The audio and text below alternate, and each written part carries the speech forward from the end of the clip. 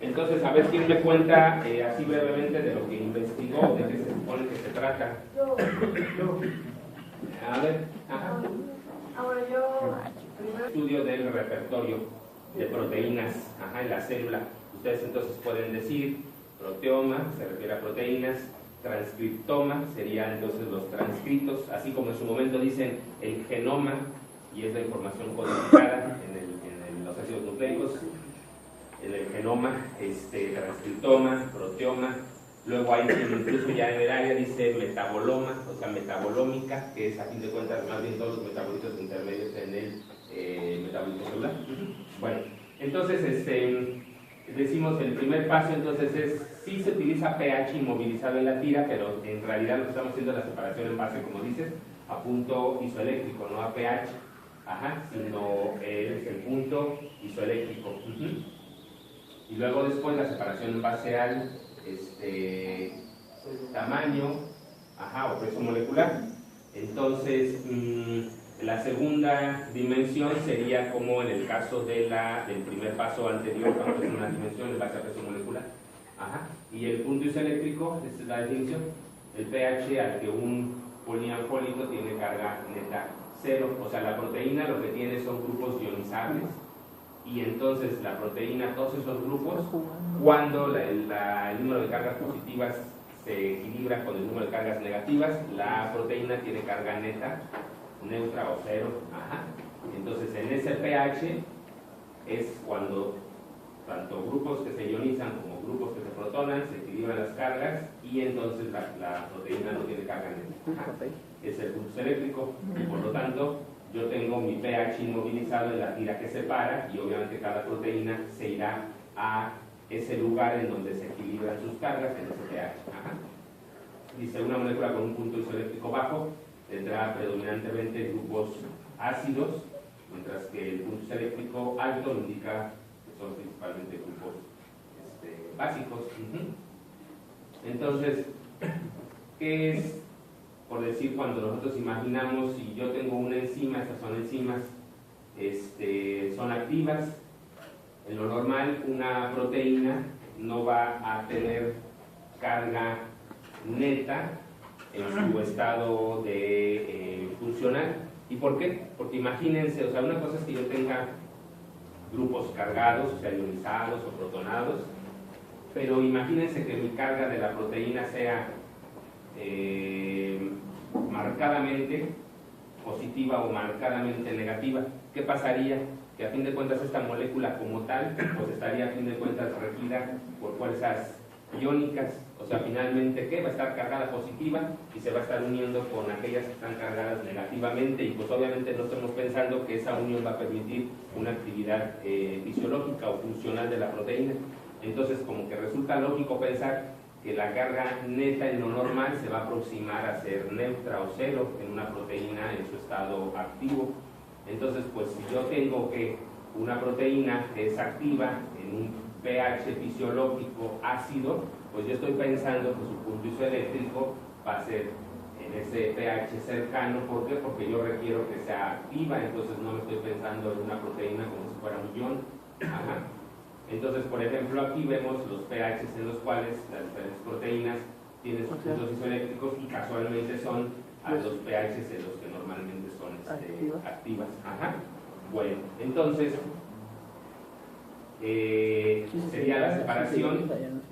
Yo tengo en una tira, como si fuera el gel que hemos mencionado de electroforesis, tengo el gelecito. Y lo que tengo es inmovilizado en este gel un gradiente de pH. Entonces yo cuando hago la aplicación de la muestra, que si bien es cierto, pues aquí parece como que la pongo en un extremo, pero dependiendo la tira, pues en ocasiones yo simplemente embebo toda la tira de la muestra o la solución o la suspensión de proteínas. Entonces, ¿qué pasa? Que finalmente cuando yo conecte las cargas, el voltaje, perdón, pues se van a enfocar, por eso se dice isoelectroenfoque, se van a migrar hasta donde, cuando tengan carga, pues obviamente se van a mover, pero cuando dejen de tener carga, porque en ese momento se equilibran con el pH, pues ya no se pueden mover. ¿Por qué? Porque aunque tiene una diferencia de potencia, pues ahora a fin de cuentas ya no estoy hablando de una molécula cargada, ¿verdad? Entonces ya por eso en ese momento se separan en ese punto. Y entonces se separan, porque decíamos que cada una tiene un uso eléctrico diferente. Entonces, ¿qué pasaría? Que yo lo puedo ver, es una cámara de electroenfoque. Entonces yo pongo aquí mis tiritas, pongo mi muestra de proteína y aquí están los electrodos a los lados. Entonces en esa tirita lo que tengo es esto. Entonces finalmente empiezan las moléculas, que en ese caso desde luego el tiempo que les tardará en moverse, pues es en base a la relación que tengan de su carga y de su masa, pero antes o después se ubicarán en el punto en el cual su carga es neutra y ya no se mueven. Ajá. Entonces después lo que yo voy a hacer es poner esa tirita, que en este caso acá estaría, en vez de ser este pozo como lo tenemos aquí, es un gel que está planito acá arriba. Yo voy a poner esa tira que tiene la separación de las diferentes bandas de proteínas, la voy a poner acá arriba de este gel, o sea ya no voy a tener estos pozos que cargan las muestras individuales, sino una tira que es la que viene de la primera dimensión. Y entonces esa tira lo que tiene es las diferentes bandas de las diferentes proteínas, y ahora voy a hacer la separación como lo hice en la ocasión anterior de una dimensión, y entonces ahora en la segunda dimensión se van a separar en base a su de hecho está acá, se van a separar en base a ¿qué? A su peso molecular. Entonces finalmente ¿qué pasaría? Que esa separación lo que me va a permitir es mapear, y por eso entonces mencionabas que el proteoma, ¿por qué? Porque entonces yo literal puedo poner dos muestras separadas, o sea, una que fuera control y otra problema de lo que sea que fuera mi modelo de estudio.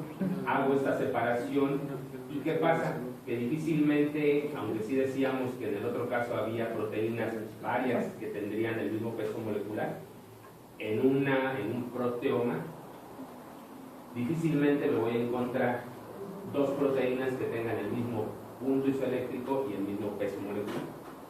Entonces, por eso es que no van a coincidir los puntos individuales que corresponden a una proteína, no van a coincidir ahora que están aquí un conjunto de proteínas, sino en lo más probable es una sola proteína.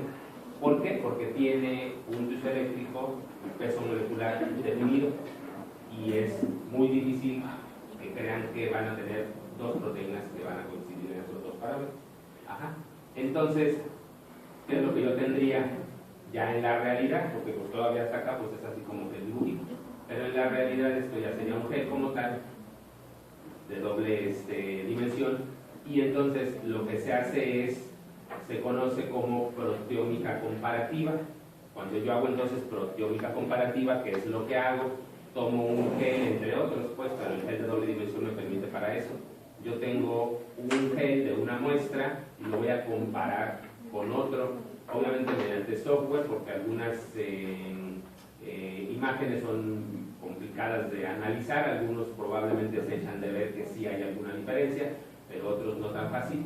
Se hace finalmente la cuantificación de cada una de esas señales individuales, y yo puedo diferenciar entonces entre una muestra y otra para saber, sabes que esta proteína se expresa más en esta muestra problema que tiene tales o cuales condiciones, eso dependerá del modelo de estudio, y yo poder saber probablemente esta proteína tiene algo que ver con esa patología, ese comportamiento celular, X, lo que sea.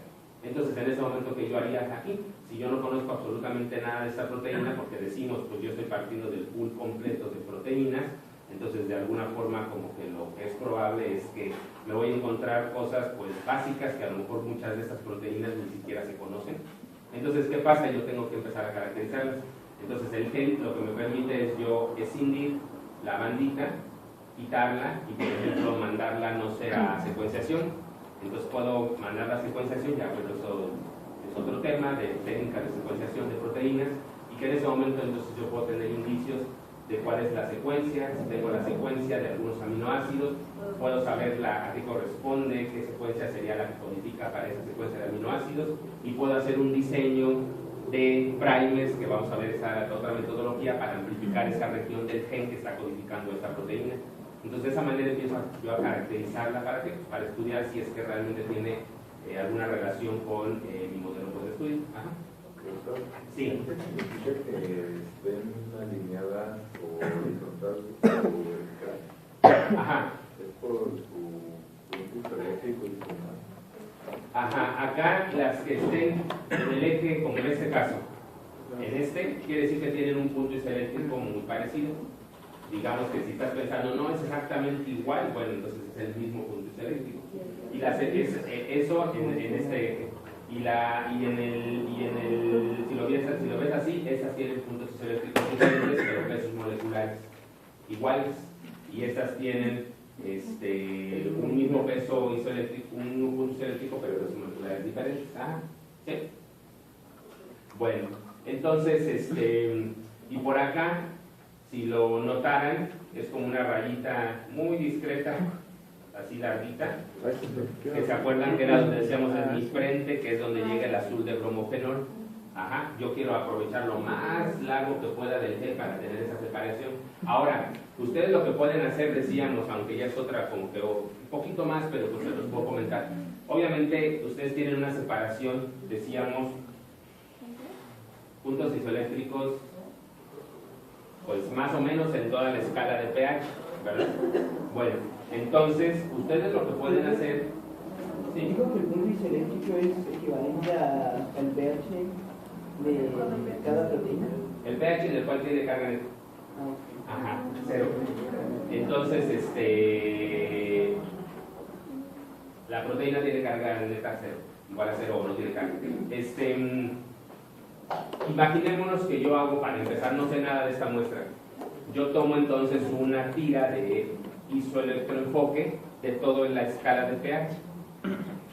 Y supongamos que después me encuentro que me interesa esta región, porque como que por aquí es donde yo noto la diferencia. Bueno, pues a lo mejor aquí me cuesta trabajo poder, porque están aquí, aquí a lo mejor hay 2, aquí a lo mejor hay 3, pero están muy pegaditas. Bueno, entonces, ¿qué es lo que puedo hacer en un siguiente paso? Yo tomo, en vez de una tira de pH desde 1 hasta 13 o 14 o 12, tomo una de un rango más pequeño, porque esa tira, aparte de que yo tengo tiras de 7 centímetros, de 11 centímetros, de 17 centímetros, entonces, ¿qué es lo que pasa? Que entre más espacio yo tenga, pues se hace más la definición. Bueno, pues a fin de cuentas, no solamente puedo tomar una tira más grande para ampliar esto, sino puedo tomar una que estos 12 centímetros, 11 centímetros los tenga ¿de qué? De un rango de 3 a 5. El pH solamente de 3 a 5. ¿Qué pasaría? Que yo voy a ver todas las proteínas que tengan un punto isoeléctrico mayor de 5 van a estar aquí amontonadas en la orilla. Todas las que lo tengan menor de 3 van a estar amontonadas aquí en la orilla. ¿Por qué? Porque esas se fueron hasta los extremos. Pero ¿qué pasó? Que entre el rango de 3 a 5 me va a permitir tener una mayor definición, porque se amplía a fin de cuentas la separación. En 11 centímetros tengo de 3 a 5, a lo que de otra manera, el 3 a 5 a lo mejor supongamos desde aquí hasta acá, o sea son 2 centímetros de la longitud total del T, y resulta que no me interesa toda esta parte porque me interesaba nada más esta. Entonces hago como si fuera un zoom, pues un acercamiento a esa región. Ajá. Entonces, bueno, también hay pues algunos detalles que se pueden obviamente hacer, pero básicamente es la idea de lo que sería la doble dimensión. Entonces, ¿para qué me interesa, por ejemplo, eso? Si yo solamente estoy viendo en algunas otras metodologías de salud, de cuantificación de proteínas, si yo solamente tomo extracto proteico y no hago una separación, por ejemplo, cuando hacíamos en columna de intercambio iónico, decíamos yo hago la separación y tengo una mezcla que obviamente va a ser una mezcla compleja comparado con lo que yo tendría de una separación de doble dimensión, porque en la doble dimensión literal tengo las proteínas individuales. Bueno, un ejemplo entonces sería que yo me puedo ir un poquito como que con la pinta de decir, ¿sabes qué? Mira, aquí tengo mucha proteína en una fracción X, por ejemplo, de una columna. El ejemplo sería, supongamos yo aquí tengo, si hago una cuantificación de Crawford es otra metodología para cuantificar proteínas. Entonces yo, por ejemplo, aquí, en esta cuantificación de proteínas, tengo un cosito que da un color más intenso, es que tiene una concentración de proteínas mayor. Pero sin embargo, si yo tengo un ensayo, como en este caso colorimétrico, para revelar la presencia de una proteína específica, pues lo que me doy cuenta es que en este En esta fracción que tiene mucha proteína, sí, pero es pobre en la que a mí me interesa. ¿Por qué? Porque a fin de cuentas, en realidad la que tengo yo mayor actividad enzimática es en la que tengo menor cantidad de proteína. ¿Por qué? Porque no quiere decir que porque yo estoy purificando proteína, ahí va la proteína que me interesa. Entonces, obviamente, si yo quiero estudiar una proteína, pues no nada más tengo que tener aparentemente mucha cantidad de proteína, sino más me vale que sea de la proteína que a mí me interesa. ¿Sí? Entonces, por ejemplo, como en este caso se puede evidenciar, sí.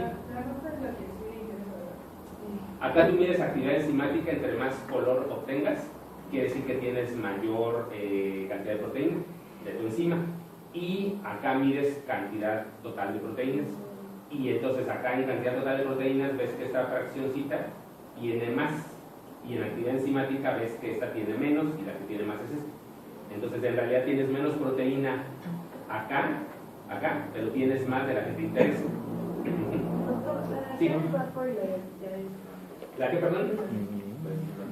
La de leche de Bradford y la otra, ¿qué se utiliza? Es simplemente un ejemplo cualquiera X, un reactivo. ¿Por qué? Porque no todas las proteínas que tú aísles, no para todas vas a tener una reacción colorimétrica. Entonces simplemente es un ejemplo de decir, yo si tengo un ensayo que me permite mi detección de proteínas por medio de color así de sencillo, esto es lo más sencillo, pues lo puedes montar. ¿Qué reactivo será? El sustrato que tú quieras. Por ejemplo, ¿cómo fue que vimos en los ensayos que era peroxidasa, fosfatasa alcalina? Pero pues obviamente no quiere decir que mi proteína de estudio todo el tiempo va a ser una fosfatasa alcalina, pues o sea, sería ilógico. Entonces, es un ejemplo en el cual tendrías tú que pensar, esta proteína es, ¿quién sabe qué es? Hidrogenasa. Bueno, yo tengo un sustrato que a la hora de que esta enzima actúa sobre él, me da color. Bueno, pues entonces eso me permite tener un ensayo colorimétrico para detectar esta proteína. Pero no es ninguno en especial, vamos a hacer en general. ¿Se acuerdan que teníamos en alguno de los artículos que veíamos que lo decíamos respecto a la unión del virus en la proteína receptora? ¿Y qué era lo que teníamos en alguna de las figuras? Que si no mal recuerdo era la figura 2, veíamos que eran precisamente geles de doble dimensión. Y que decíamos entonces, yo aquí tengo todo lo que sería el proteoma del intestino medio del mosquito, y después hacíamos el ensayo de overlay, o sea, la transferencia a membrana y la interacción con el virus, para saber de todas estas proteínas cuál era la que servía para interaccionar con el virus. Entonces, por ejemplo, sería una aplicación, y ahí qué es lo que se hacía, poner muestras de diferentes cepas de mosquitos, y la diferencia, si yo digo estos son mosquitos, tienen diferencias en competencia vectorial, bueno, pues a lo mejor la diferencia en estas proteínas puede ser que sea la que le confiere esa diferencia en competencia vectorial. Y así, pero básicamente pueden tener células sanas y cancerosas, pueden tener células sanas, infectadas, o sea, cualquier cosa que se les ocurra a ustedes comparar al final, ¿vale? Bueno, entonces no sé si tengan preguntas. Dice, los genes. Bueno, para empezar, ¿qué les dice a ustedes los genes? A ver, me regreso. ¿Qué entiendo por genes? Digo, porque les voy a decir una cosa que anteriormente, hace algunos años, incluso yo me incluyo todavía, probablemente en aquellos tiempos era como palabra así medio mágica. Ahora, a fin de cuentas, ya todo el mundo dice, no, hombre, es que lo traes en los genes. O sea, no saben ni qué es, pero ya dicen así con total naturalidad. Sí, no, es que es hereditario eso. No es hereditario. O sea, entonces, así como diciendo, ya es muy común, o sea, de verdad, y no habla de un nivel académico alto, simplemente es ya un término muy normal, pero en muchas ocasiones lo que tiende es a hablarse con desconocimiento. Entonces el punto es qué es lo que ustedes entienden por genes, porque todos tenemos ya una idea previa, ¿no? Entonces, a ver, vamos a ver. Dime. Bueno, yo pienso que es bueno, es una parte de un pedacito de ADN que codifica proteínas. La base de herencia. Información. No sé qué es comprometer, o sea, no hay pierde.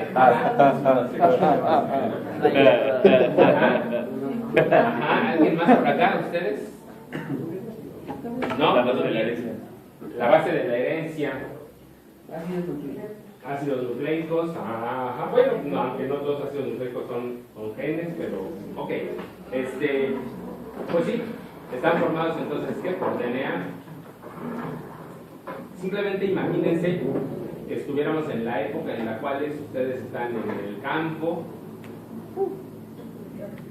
tienen sus semillitas, y yo agarro y aviento las semillitas y sale la planta. Y cosecho mis granos, mis semillas, y yo sé que de aquí sale tal o cual planta. Y entonces en ese momento pues voy a poder agarrar y volver a aventarlas y volver a sembrar y salen.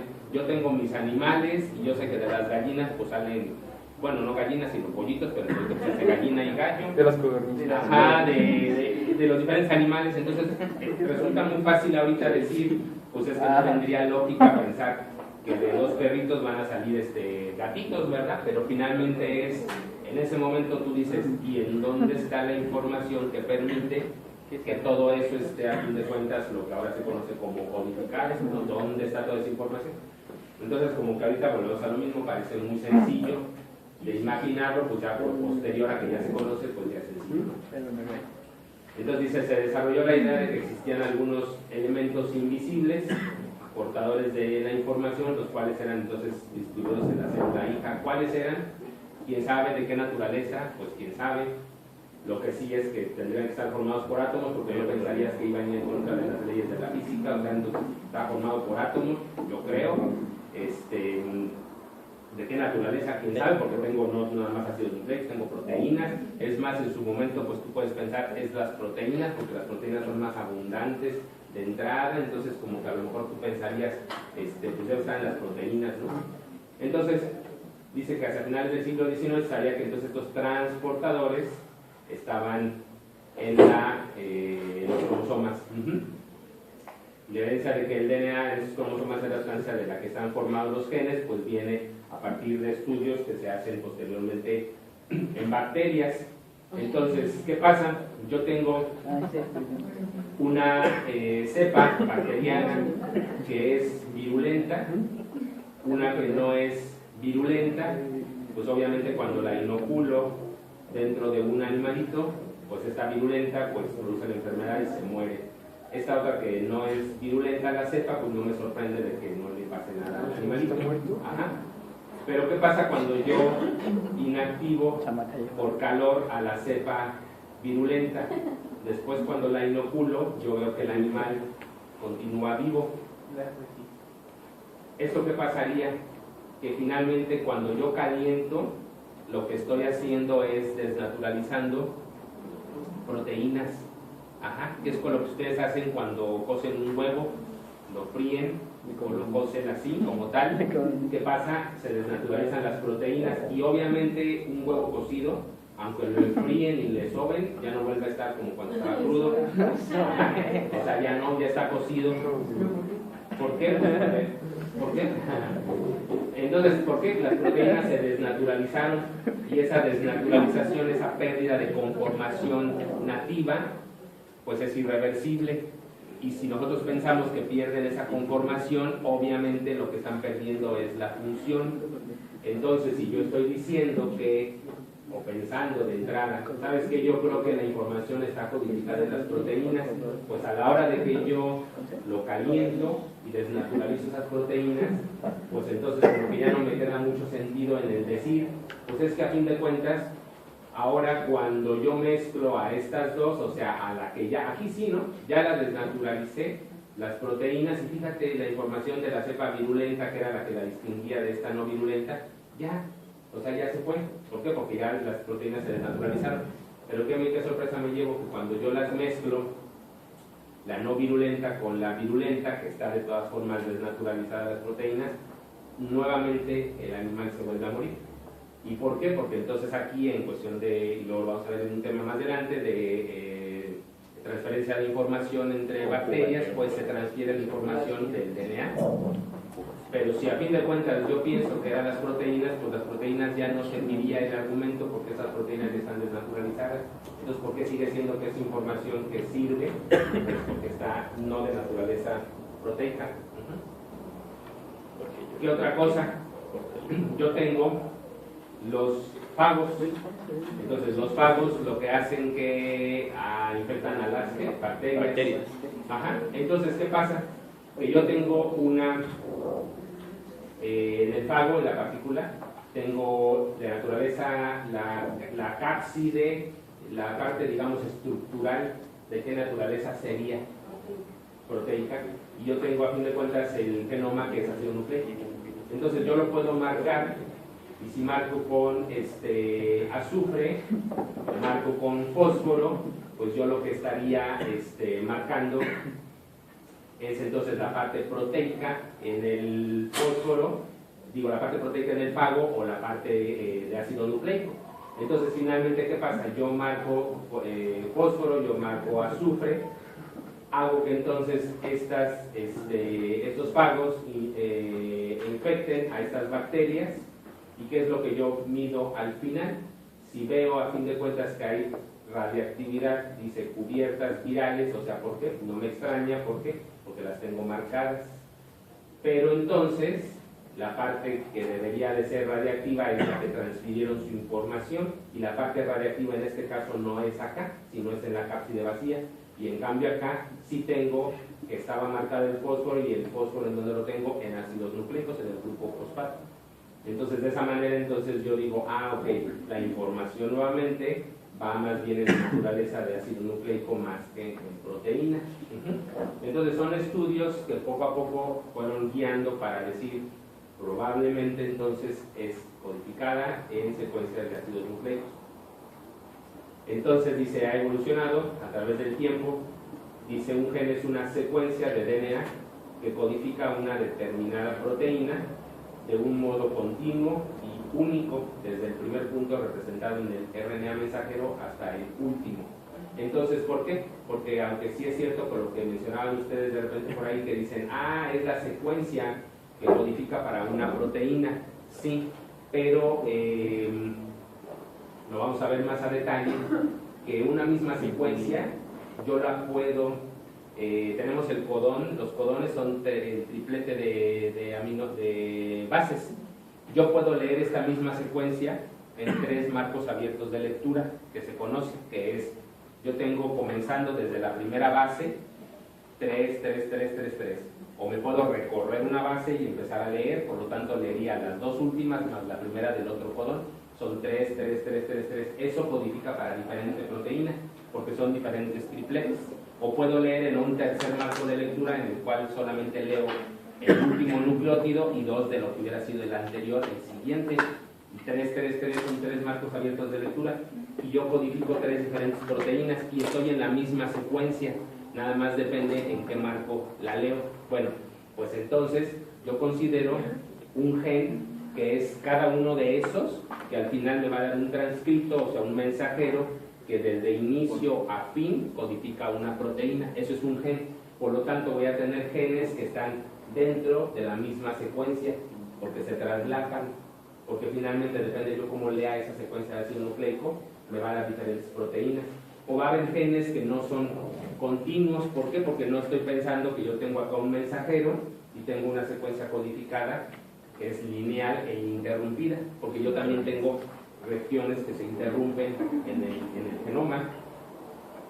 Entonces eso sería la definición, digamos, moderna, y ya incluye conceptos entonces como en este caso, que estamos hablando de ¿qué? De genes solapados. Dices una parte de su secuencia de DNA forma parte de otro gen, ese es un gen solapado. Dice, esto ocurre cuando un mismo fragmento de DNA se transcribe y luego se traduce según más de un marco abierto de lectura. Entonces, en el caso de los virus, decíamos, yo tengo que eficientizar la información que está codificada. A la hora de que yo cambio el marco abierto de lectura, me permite con una misma secuencia obtener diferentes proteínas. Obviamente, la dificultad que se tiene de poder tener secuencias, hagan de cuenta que si de por sí es difícil tener codificada la secuencia de una proteína que va a tener una estructura específica y va a tener una función en particular, ya de por sí eso es un reto. Bueno, pues ahora en la misma secuencia lo que voy a tener son 2 o más códigos para 2 o más secuencias polipeptídicas que se pliegan y tienen conformaciones diferentes, y ellas son funcionales. O sea que a fin de cuentas lo que hace una partícula viral pues no es cualquier cosa, porque tiene que a fin de cuentas codificar de forma pues obviamente funcional su información en esa cadena de ácidos o de bases. Entonces los genes discontinuos, que es otro concepto en donde finalmente yo tengo exones e intrones, o sea, a fin de cuentas el exón es la parte que va a estar representada en el RNA mensajero y el intrón queda fuera. Ajá, queda fuera. Entonces yo tengo, para explicar esto, el modelo de intrones tardíos, modelo de intrones tempranos. En el modelo de intrones tardíos se plantea que las primitivas unidades codificadoras de proteínas estaban constituidas por secuencias ininterrumpidas de DNA y que se fueron entonces incorporando los intrones. O sea, de entrada, las proteínas o la secuencia que codificaba para proteínas no tenía intrones, toda era secuencia codificante y después se incorporaban los intrones. Esa es una explicación. Otra sería que más bien los intrones siempre han estado ahí y que más bien cuando los genes modernos ya no los tienen es porque los han perdido a lo largo de la evolución. Y dice, son remanentes de antiguos intentos de construir nuevas proteínas. O sea, ¿por qué? Porque si yo tengo una secuencia que estoy diciendo desde el punto de vista evolutivo tiene que ir madurando para hacer más eficiente su función, pues ¿qué es lo que tengo que hacer para cambiar la función? Tengo que cambiar la secuencia para que esa secuencia se modifique y me dé una función un poquito más fina, digamos, en su función, que sea más eficiente. Entonces, si yo de momento ya tengo una proteína que es activa, puedo pensar, ¿qué tal si la perfecciono? Pero no quiero a fin de cuentas echar a perder lo que ya tengo, porque si en ese momento cambio esa proteína y resulta que en vez de perfeccionarla, más bien fue en detrimento de ese cambio que yo incorporé y ahora va en detrimento de su función, probablemente esa célula se muere. Entonces, ¿qué es lo que pasa? Yo tengo que hacer pequeños cambios que me permitan hacer adaptaciones más finas, pero sin que pierda lo que ya tengo ganado. Entonces, en ese momento, si yo voy quitando cosas, pero de a poquito, me permite ir haciendo esos cambios. Entonces, por eso dice, intrones tempranos siempre estuvieron ahí. O sea, yo fui poniendo cosas para ver qué podía ir haciendo y simplemente a lo largo de la evolución, si la proteína ya no lo necesita, lo perdió. Ajá, que es diferente de la otra. ¿Cómo poder salir de la duda de qué es la realidad, llamémoslo?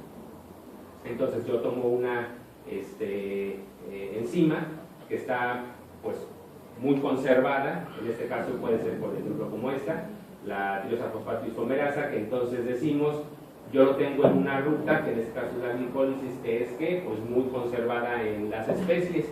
Entonces cuando yo veo cómo está conformada, yo me doy cuenta que tiene regiones intrónicas, que a lo largo de eso es un árbol filogenético, como lo hemos explicado anteriormente, y yo veo entonces desde el ancestro más antiguo, veo que finalmente cómo están los diferentes intrones en las secuencias. Y si yo comparo, dice vertebrados animales y plantas, son 5 intrones que están en la misma posición, o sea 1, 2, 3, 4 y 5. Si yo pienso que estos intrones se pusieron de manera tardía en la evolución, yo no esperaría que en especies que ya se separaron en las ramas de la evolución, resulta que casualmente se incorporaron en la misma posición, porque eso no resulta ser como que muy lógico, ¿no? Es la misma secuencia cuando ya dos organismos no tienen nada que ver y se ponen en esa misma posición. No tendría sentido. Entonces, cuando yo lo analizo, ¿qué es lo que veo más bien? O sea, que probablemente, más bien, en algún caso estaban estos intrones y más bien se perdieron, más que a fin de cuentas se pusieron en esa misma posición. Ajá. Entonces, por eso dice, se valida el modelo de los intrones, entonces, ¿qué? Tempranos, o sea, a fin de cuentas siempre estuvieron ahí y solamente que cuando ya no están en las proteínas modernas es porque se perdieron, ajá, o en los genes. O sea que el modelo del tardío no, porque por esa razón, porque tú entonces lo que ves esas son regiones intrónicas que no es lógico pensar que cuando los organismos ya se separaron en las diferentes ramas evolutivas, cada quien por su lado sin nada que ver, puso esas mismas secuencias en esas mismas posiciones, sino más bien es que los ancestros las tenían y ya al ir evolucionando esta especie ahora los fue perdiendo. ¿Sí?